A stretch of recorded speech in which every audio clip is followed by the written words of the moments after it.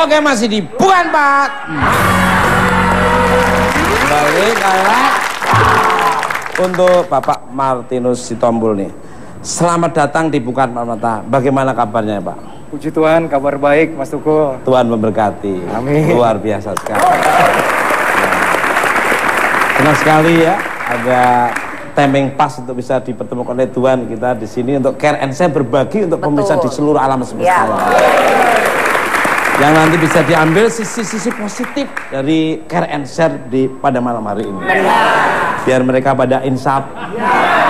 Mereka itu trauma kalau lihat polisi, trauma banget. Kenapa? Karena sering kena pasal belakang angka 8 terus. Tipu menipu. Sini 378. Sini 295. Pemirsa, sebelum kita berbincang-bincang dengan Kombes Polisi Martinus Sitompul, ada baiknya kita melihat cuplikan berikut ini dulu. Yuk.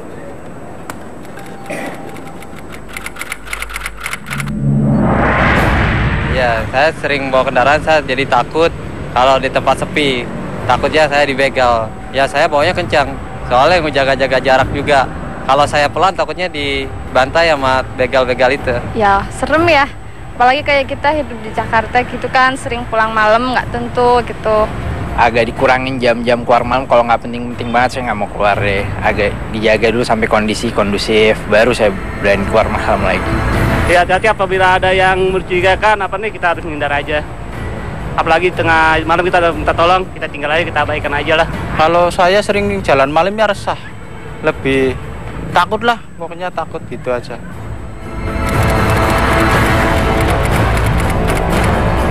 Saya nggak setuju, main hakim sendiri. Mukul doang sih nggak apa ya, mungkin masyarakat juga sudah geram kan sama begal. Udah, kalau sampai bakar sih saya nggak setuju. Lebih baik diserahkan pihak yang berwajib, karena bisa mencari teman-teman yang lain, diintegrasi lagi lebih panjang. Saya pastilah, kita kan negara hukum, pasti saya pengennya ya langsung diserahin ke polisi. Kalau ada begal ketangkep, mendingan dibawa ke polisi aja. Karena mungkin proses hukum lah yang akan menentukan. Gitu. Kita kan di sini kan negara-negara hukum. Sepertinya tidak akan berkurang kalau hanya ditangani oleh pihak berwajib. Mesti ada shock terapi, shock mental sendiri dari begal ini agar ketakutan bahwa warga itu tidak diam.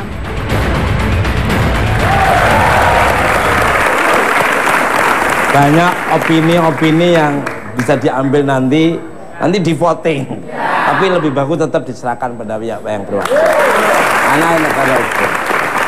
Untuk Pak Martinus nih, maraknya aksi begal motor yang terjadi saat ini telah membuat keresahan di masyarakat. Apa tindakan yang diambil oleh pihak kepolisian untuk menangani kasus ini nih, monggo. Ya, Mas Tukul, ada 3 yang kita lakukan.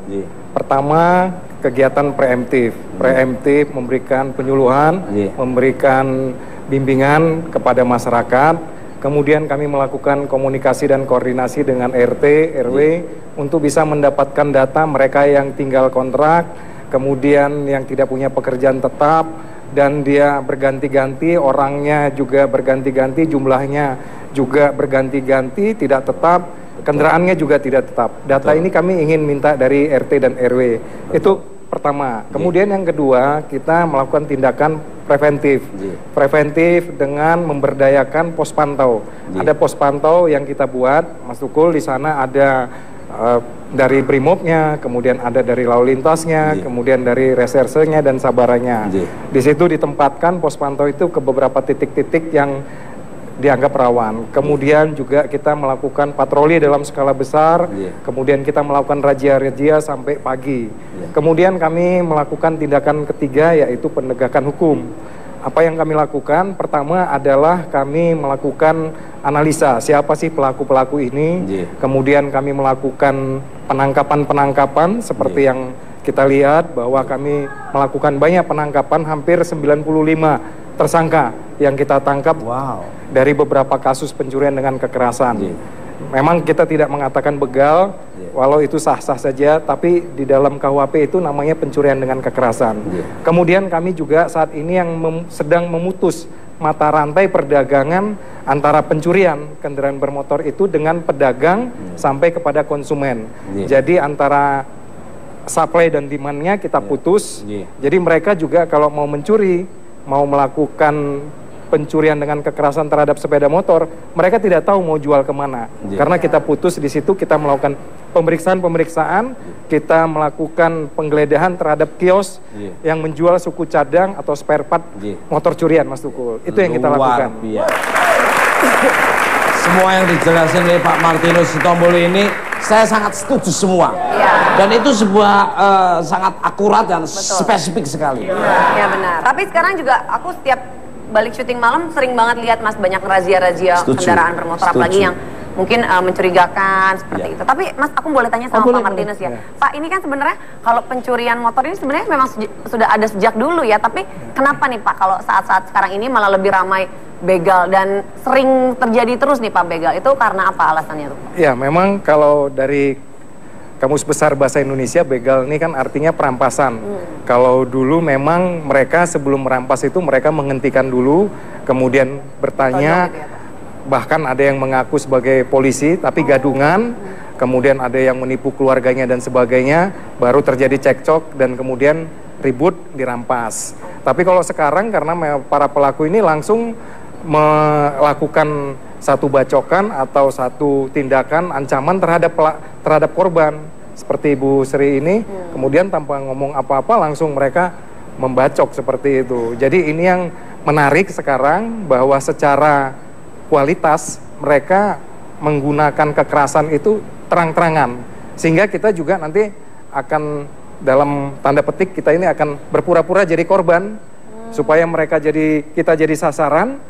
Pak polisi maksudnya Mas Tukul, berpura-pura jadi korban, kemudian nanti kalau mereka datang, kita cepat melakukan tindakan seperti itu. Luar biasa. Saya yakin kalau Bapak polisi sudah menangani semua itu pasti aman, tertib, terkendali. Sangat setuju sekali ini. Jadi masyarakat bisa beraktivitas siang malam ya, dan perekonomian tetap lancar, dan masyarakat tidak terganggu aktivitasnya. Kembali masih untuk Pak Martinus nih. Maraknya aksi begal motor yang terjadi 1 bulan belakangan ini membawa nama Lampung yang disebut-sebut sebagai kampung begal. Mengapa dijuluki demikian Pak? Apakah benar dan enggak Pak? Ya, dari hasil pengakuan tersangka yang kita tangkap, bahwa mereka berasal dari wilayah Sumatera, dari wilayah Lampung. Ada ada satu kecamatan, dan kita melakukan pengejaran ke kampung tersebut, dan memang kita temukan di sana ada sepeda motor curian, kemudian ada spare part yang sudah dikanibal, kemudian beberapa pelaku di sana. Jadi kita tangkap ada 4 pelaku di sana. Ya, banyak kan dari sana gitu ya Pak? Iya. Luar biasa sekali. Alhamdulillah bisa ketemu di sana pusatnya.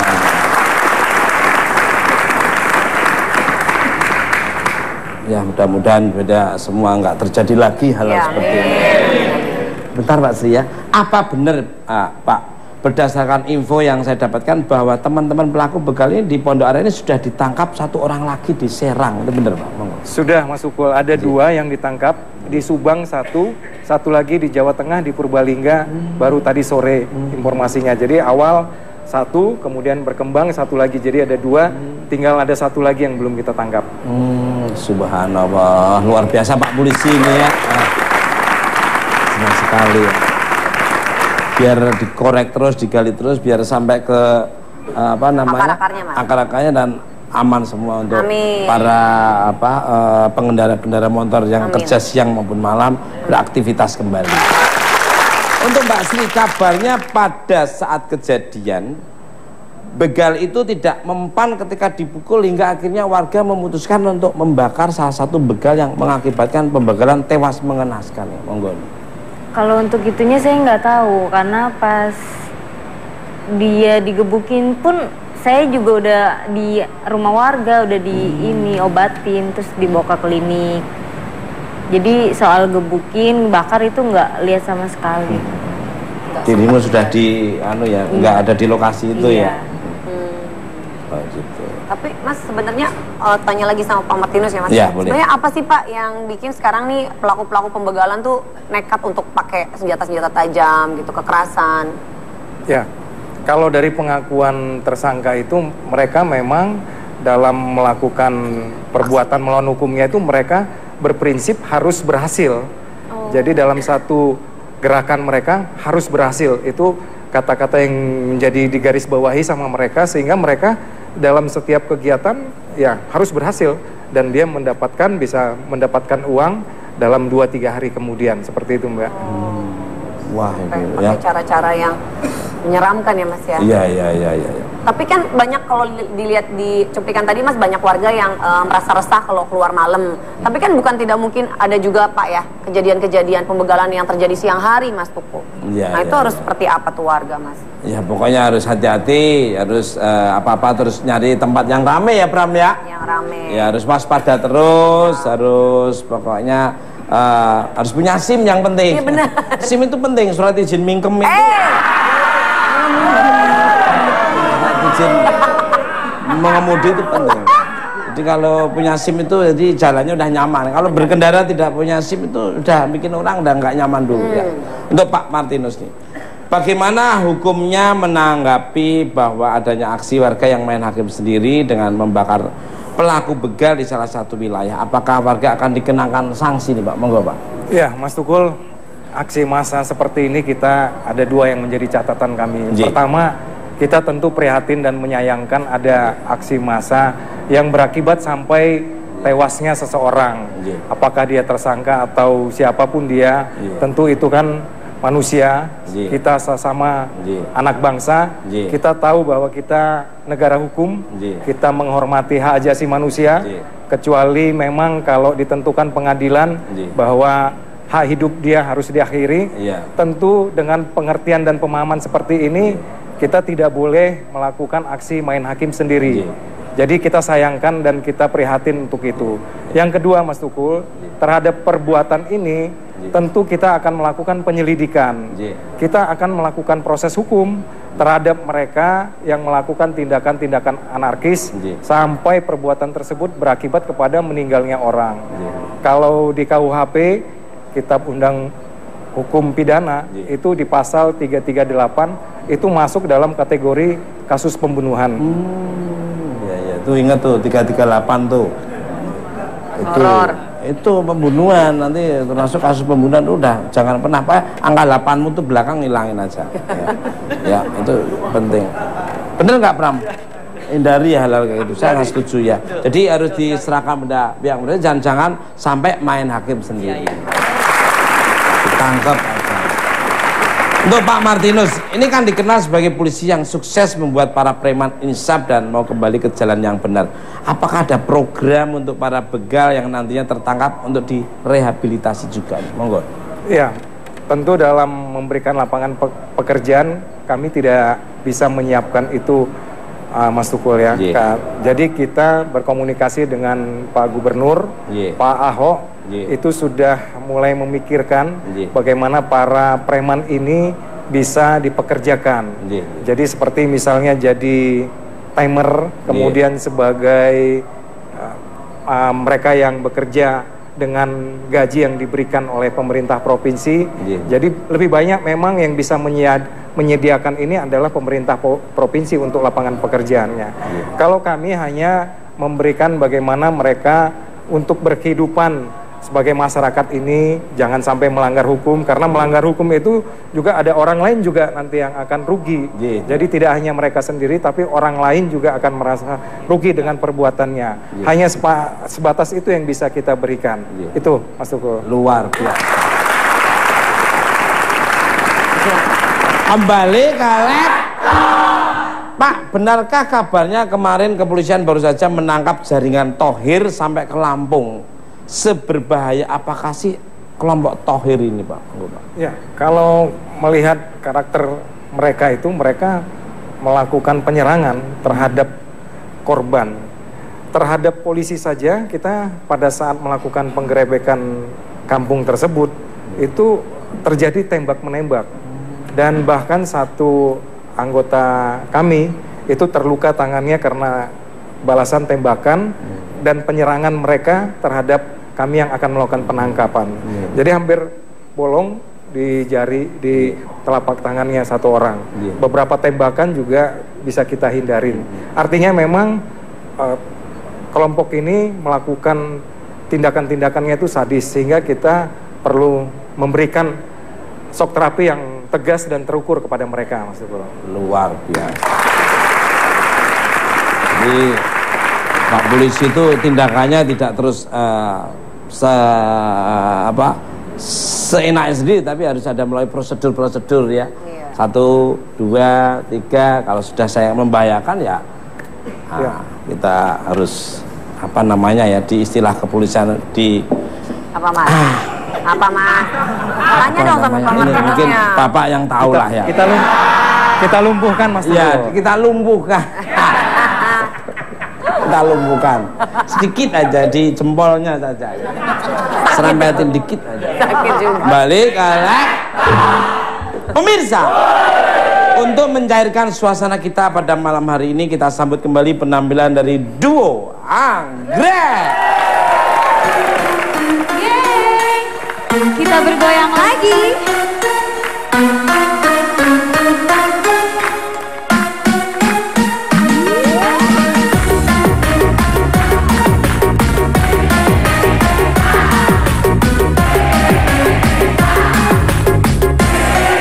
Suaranya mana?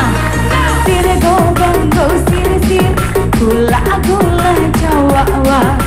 Sir boleh naksir sir kalau abang suka. Lagi.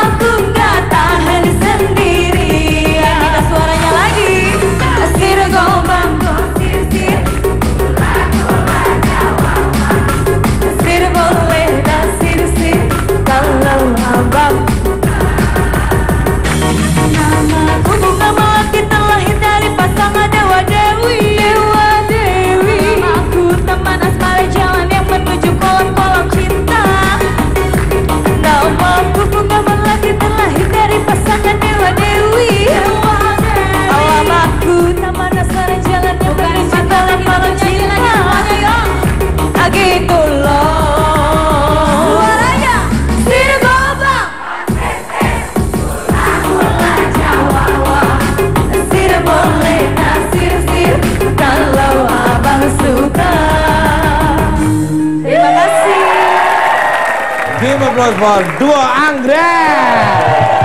Balik untuk dua anggrek yang sangat luar biasa, bidadari tanpa ekor ini. Yang mau bidadari nggak pakai ekor, sayap. Dibilangnya ekor. Loh, ekor sejak kapan bidadari ada ekornya? Gimana? Lu waktu pertama kali turun gua lihat, pertama ada petir menyambar-nyambar. Gua lihat ada sayapnya itu, tapi juga ada ekornya.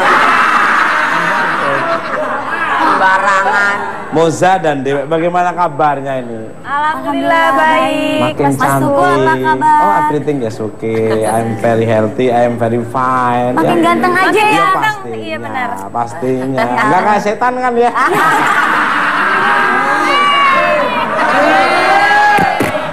Loh, justru dengan adanya setan itu justru malah menguji kalian. Iya. Kalau kamu nggak ada uji, kamu nggak naik kelas nanti. Makanya rajin belajar itu supaya bisa menjawab persoalan yang diberikan oleh Tuhan. Oke, Tan.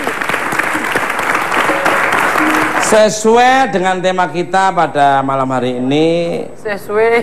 Sebagai musisi, gimana pendapat kalian mengenai para begal motor ini? Apakah pernah punya pengalaman yang tidak menyenangkan yang terkait dengan begal motor? Monggo dari Moza dulu nih. Moza. Kalau dari aku sendiri, kalau di begal sih belum pernah ya. Kalau begal cintanya itu, bukan motornya.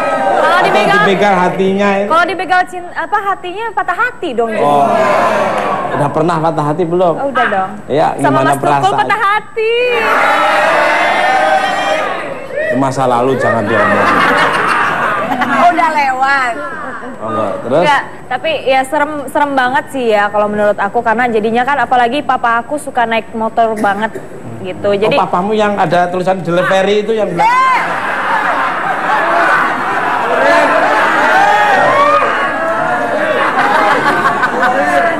Bukan.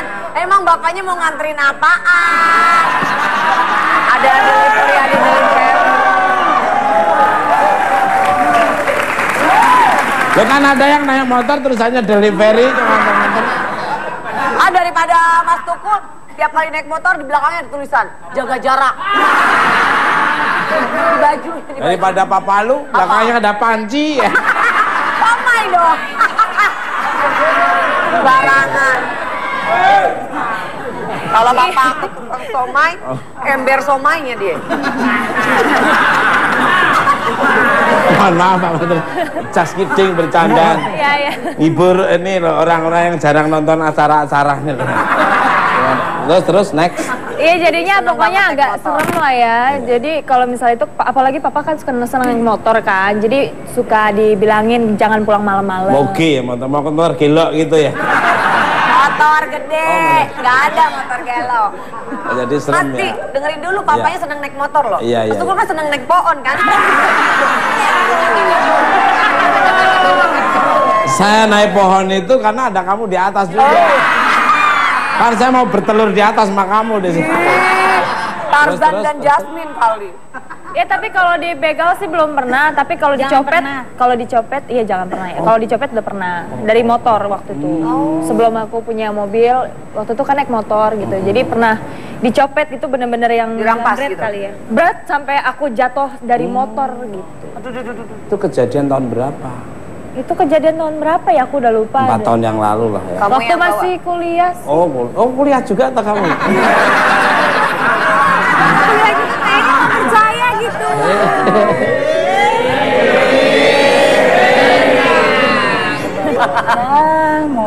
Kalau dari Dewa yang sangat, aduh, subhanallah. Kayak Cleopatra ya Mas ya, Bukan rambutnya hanya ya. Cleopatra, dia tuh artis seluruh dunia ada di sini. Alhamdulillah sih belum pernah rasanya dibegal, jangan pernah sih, nggak mau banget gitu. Tapi untuk yang lihat di TV berita-berita sekarang tuh cukup prihatin gitu Pak Mas Tukul, karena emang Pak Tukul. Ini berarti dia mewakili manggil anaknya. Tadinya mau bilang papa. Oh iya. Ya itu nggak apa-apa, namanya Paat saya. Ya prihatin aja sih, maksudnya kan banyak berita-berita sekarang marak banget begal, apalagi sampai pembunuhan kan Mas Tukul. Dibawalah motornya, nggak cuma dibawa korbannya dibunuh juga gitu. Kalau ada begal suruh saya hadapin. Gimana mau dibegal Mas? Orang naik beca mulu tiap hari. Jangan gitu dong. Enak dong naik beca. Saya pernah naik beca tuh bunyi loh di belakang. Pak, itu rantainya, bukan napas saya kayak. Akhirnya saya suruh ganti aja. Akhirnya saya suruh ganti, bapak yang duduk, saya yang ngenjot aja dah. Terus akhirnya nyampe ke rumah langsung gua kasih separuh aja bayarnya. Lah nggak mau rugi. Ada ikut naik, itu balik. Naik beca, seneng narik remnya ya Mas? Iya. Apanya? Kalau naik beca seneng narik remnya ini beca. ya? Beca mulai nakal nih Pak Martinus. Kan beca remnya di sini Pak Martinus. Pas jalan turunan, hubung ngerem. Mencetnya bareng, teriaknya bareng. Aduh. Nakal nih pegang. Nakal. Mbak Sri sebentar Mbak Sri ya. Aman Mbak Sri terkendali ya, beres pokoknya. Disebut mawar bukannya? Beda. Bukan yang mawar, dia pikir mawar Mas. Yang sebut saja mawar. Bukan, kalau vega ya coba. Mawar gimana nih kalau bisa sampai terjadi kamu melakukan hal yang tidak diinginkan gimana? Ya awalnya coba-coba ya. Nah, karena mungkin mencoba itu karena hempitan ekonomi atau gimana? Ya awalnya karena kebutuhan ekonomi. Ya habis mau bagaimana lagi ya, sekarang harga-harga juga udah pada naik sih. Balik Tuh Pak Martinus, adakah yang ingin disampaikan lagi kepada pemirsa di rumah terkait begal motor yang meresahkan? Monggo Pak, di kamera yang Bapak yang seneng aja. Oh merah ini. Oh. Ya, makasih Mas Tukul. Kepada pemirsa, pada masyarakat luas, ingin kami sampaikan pertama bahwa tidak perlu merasa gelisah dan was-was dalam beraktivitas sehari-hari. Karena kami selalu hadir untuk memberikan rasa aman dan nyaman kepada masyarakat. Kemudian yang kedua, kalau kita pahami bahwa kejahatan itu distimulus oleh dua hal, yaitu adanya niat dan adanya kesempatan. Itu adalah teori yang sangat relevan pada saat ini tentang kejahatan. Bagi kita tentu yang bisa kita cegah, kita minimalisir adalah melakukan menghilangkan kesempatan-kesempatan sehingga para pelaku kejahatan yang ingin menyalurkan niatnya tidak berkesempatan karena kita tidak memberikan kesempatan-kesempatan kepada para pelaku tersebut. Tentu hal ini yang perlu kita tumbuh kembangkan, bagaimana kita mawas diri, bagaimana kita mewaspadai beberapa orang yang ada di sekitar kita, dan tentu kita juga patut untuk memproteksi kita supaya jangan menjadi korban kejahatan. Yang ketiga, tentu kami berharap bahwa aksi-aksi massa itu tidak dibenarkan. Apabila ditemukan hal-hal yang terkait dengan pelaku, tentu silakan diserahkan kepada pihak kepolisian untuk bisa mengusutnya. Kegunaannya sangat banyak, bisa untuk mengetahui siapa saja komplotannya, siapa saja pelakunya yang lain, dan kejahatan-kejahatan yang lain yang pernah dia lakukan. 3 hal itu yang bisa kami sampaikan. Luar biasa, sangat setuju sekali. Ada niat dan kesempatan. Kalau diminimalisir kesempatan itu supaya nggak ada niat untuk merasa memiliki benda itu. Betul. Kalau perlu kamu bawa kunci gembok apa rantai kapal tuh 5. Kalau parkir kamu di salah satu toko kecil maupun mall atau gimana, parkir dikunci, setang, terus pakai rantai, terus keruduki lagi. Terus kalau perlu ada orang jaga di situ sekali itu itu aman nanti. Nah, niat terus rumah garasi harus tertutup rapi. Betul. Jangan sembarang, walaupun 1 detik, 1 menit, 2 menit, jangan sampai lengah. Kalau perlu titip ke orang atau dan siapa orang di kanan kiri kamu harus kamu apalkan. Gak sembarangan. Memang benar apa yang dikatakan Pak Martinus. Tepuk tangan, Pak. Jangan sampai diberi kesempatan untuk memiliki kendaraan-kendaraan kalian. Ingat, masih kreditan 2 tahun. Pemirsa, pembicaraan kita semakin menarik saja. Setelah yang satu ini kita ada tips bagaimana cara menghindar dari pelaku begal. Jadi jangan kemana-mana, tetap di Bukan Mat.